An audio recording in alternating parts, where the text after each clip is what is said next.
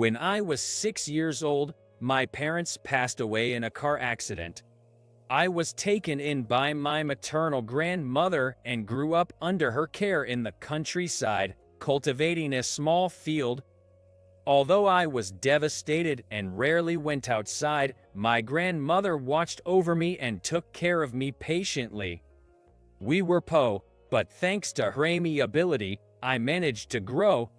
We couldn't afford any toys, but I was content with just paper and colored pencils. I loved to draw. The rural scenery, the sunset over the sea, the starry night sky. I was never short of subjects. But the most enjoyable thing for me to draw was my grandmother.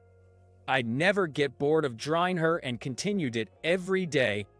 Wow, Bob, you're really good at drawing. I'm so happy you're making me look so beautiful. Do you think I could be a painter when I grow up? Of course, you'll become the #1 painter in America. Her words sounded like magic to me, and before I knew it, I started dreaming of becoming an artist. But at the age of 17, during my junior year of high school, my grandmother passed away. She was in the hospital for just half a year. I was planning to attend an art school in New York, but due to financial reasons, I had decided to get a job. I wanted to work and ease my grandmother's burdens, but she was gone before I had the chance. While holding back my tears, I was sorting out her belongings. I found a box containing dozens of drawings I had made, which brought me to tears again. That's when I found a bank passbook in the box, with my name on it. When I opened it, I was shocked to see the balance, $20,000.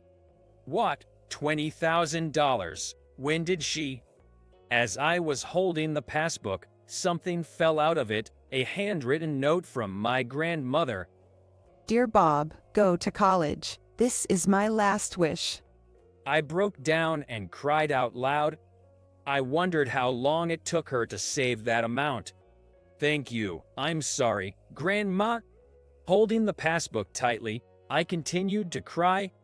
Thanks to my grandmother, I was able to attend an art school in New York. I started living alone in a crummy apartment. My tuition could be covered by the money my grandmother left me, combined with a scholarship, but I had to earn my own living expenses. I found a well-paying night job at a bar. Being a country boy and not particularly affluent, I was laughed at by my seniors. It was hard to remember the names of the cocktails, but I enjoyed learning about the new world. Hey, lady, don't just take stuff without asking. The boss's voice echoed from the back alley.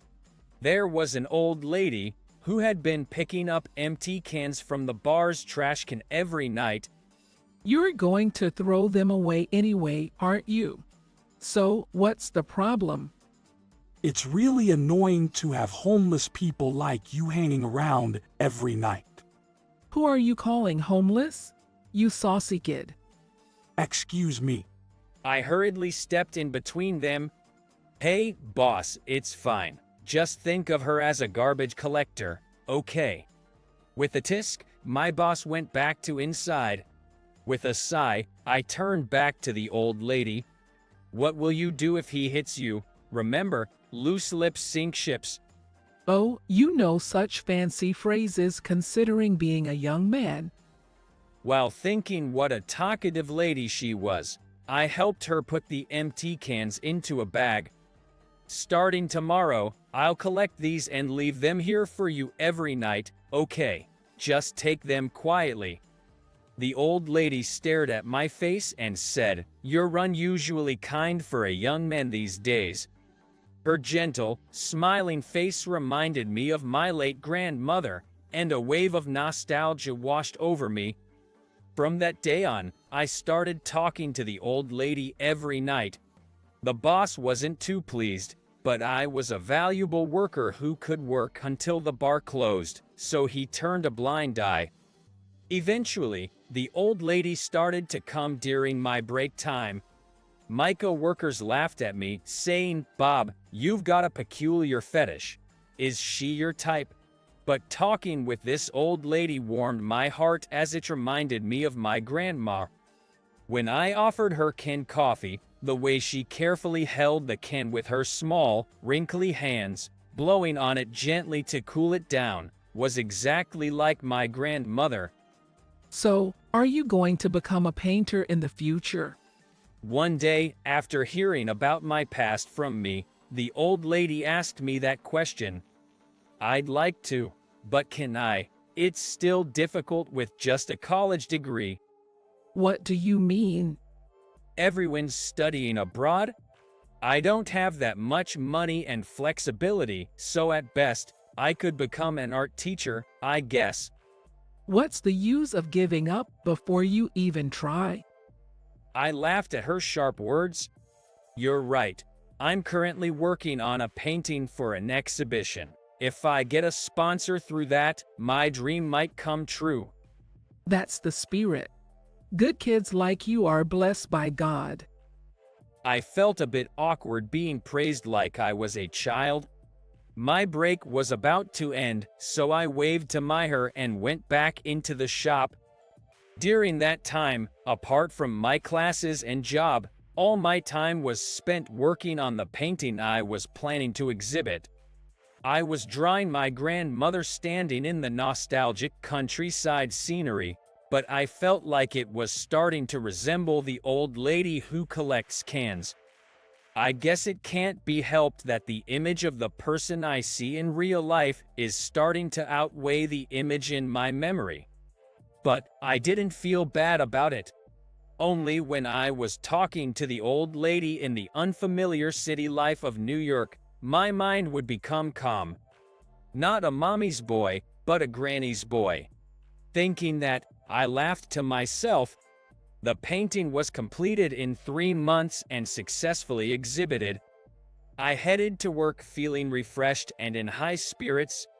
Friday nights were exceptionally busy, and I was finally able to take a break. As usual, when I went out the back door into the alley, the old lady was sitting on the ground. What happened? Are you feeling ill? As I squatted down to look at her face, she looked pale and was clutching her chest. Are you in pain? Are you okay? When I hugged her shoulder, she groaned and started to lean towards me. Boss, call an ambulance.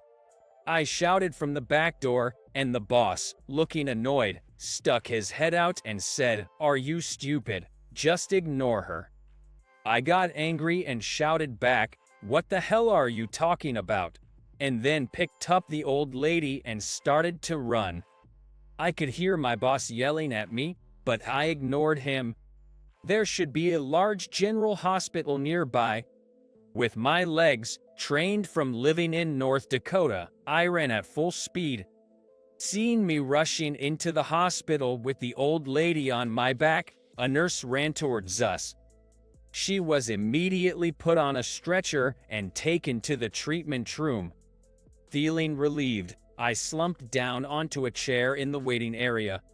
I was drenched, and the feeling of my shirt stuck to my back was disgusting. After sitting there for a while, a woman dressed in what looked like a receptionist's uniform approached me. Are you a family member of the patient? I shook my head when asked. No, she's just an acquaintance. I see. Then we will contact her family. The woman bowed with a smile and went back inside the counter. I don't even know the old lady's name. Does the old lady even have a family? A sense of unease started to well up inside me. It was hard to imagine that the old lady who seemed to be living off collecting cans had a family. By the way, who will pay for her treatment? I didn't even bring my wallet. In any case, I thought about going back home to get my wallet and stood up. At that moment, a nurse came out of the treatment room. How's the old lady? She's fine. It seems like a minor episode. She's currently on N4 and sleeping. I see, that's good. I let out a sigh of relief from the bottom of my heart. When I told her that I needed to go back to get my wallet, the nurse said that won't be necessary. We've managed to contact her family, and her son will be here soon. Really? I was taken aback. I had assumed she didn't have a family. If her son is coming, she should be okay, I think. With that thought in mind, I decided to go back to my workplace without visiting the sleeping old lady. After that, I was fired. Well, that was obvious. I repeatedly apologized to the furious store manager, but he didn't forgive me, so now I'm looking for a new part-time job. Because of being fired from the shop, I haven't seen that old lady since then. I thought about sneaking to meet her in the back alley, but finding a new part-time job was the priority now. After all, my livelihood is at stake. I searched for job vacancies online, but I couldn't find a good one. 2 weeks had passed since I got fired from the bar. As my class ended and I was getting ready to leave, my seminar professor was calling me loudly from the entrance of the lecture hall. Wondering what it was, I approached him. Incredible, Bob. In his excited state, the professor started patting my back energetically. What's going on? Feeling somewhat unnerved by his unusual beaming smile, usually he's so stern. Your painting, the one you submitted to the exhibition. It was bought. And guess who bought it? The chairman of the Taylor Group. What? I was utterly stunned. The Taylor Group is one of the top corporations in America. Their chairman bought my painting. I couldn't believe it. And the purchase price was $100,000. The professor whispered. I thought I was going to faint. Apparently, he wants to meet you personally. We received a contact. You need to go to their headquarters next Sunday. Are you sure? Good for you, Bob. Good for you. Despite the professor's almost tearful joy, the situation didn't seem real to me. This must be a dream. If not, it's a miracle. Unbelievably, the promised day arrived and I dressed in a formal suit, heading to the headquarters. As I was looking up at the huge open ceiling, a woman as beautiful as a movie star appeared and led me to the chairman's office on the top floor. I've brought him here. Please come in. Swallowing hard, I entered the room. In the middle, there was a luxurious sofa with an elderly woman and a man in his 50s seated. As I approached, I saw my painting on what seemed to be a marble table. The woman slowly stood up and looked at me. You? I involuntarily pointed at the woman. The person smiling at me was the old who had been collecting cans. Well, are you surprised?